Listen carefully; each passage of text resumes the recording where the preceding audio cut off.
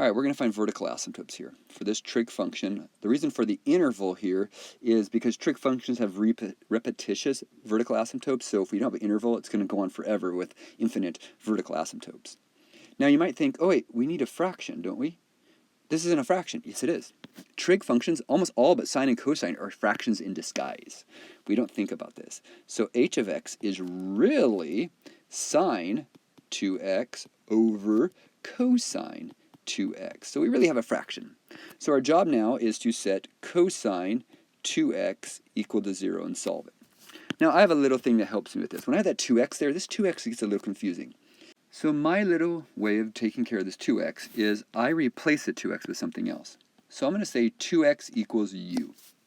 All right, so what I'm going to do is I'm going to call this cosine u equals 0, which is a whole lot easier to think about. So when is cosine equal to 0?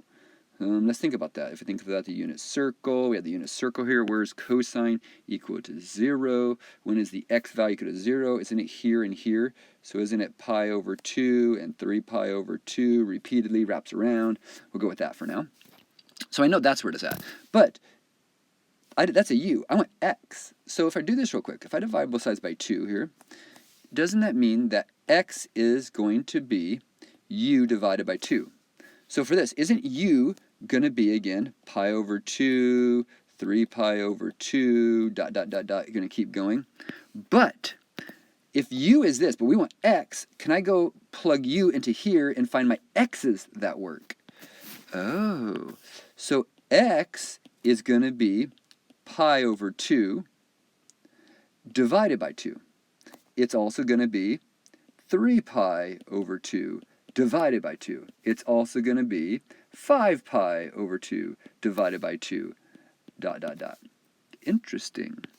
So what I have then is my x values are going to be pi over 4, 3 pi over 4, and so forth, but the next ones are outside the interval. Remember, this is the interval, so these are the only two we are presently dealing with. So they're the only two possible vertical asymptotes. Now, if you know tangent, you know these are the vertical asymptotes, because you know tangent has them, and you're like, I'm done, I know tangent. Awesome. Know your parent graphs. It helps.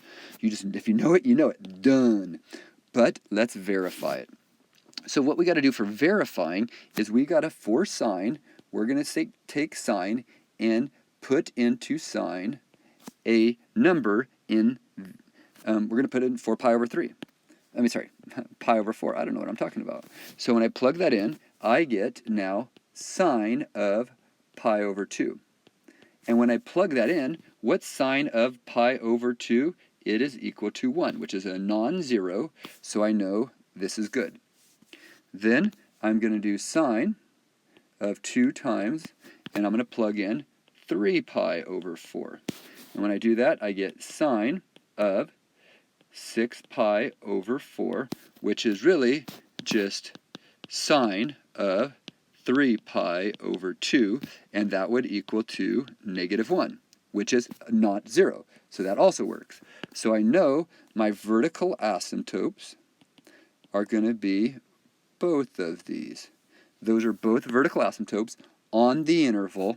And again, you would know it if you know your trig functions as well, but I'm showing you this idea. Now, a key thing here, again, trig functions can be fractions in disguise.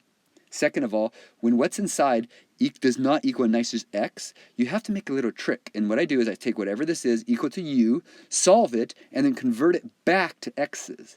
Again, there are other ways, but that's my favorite.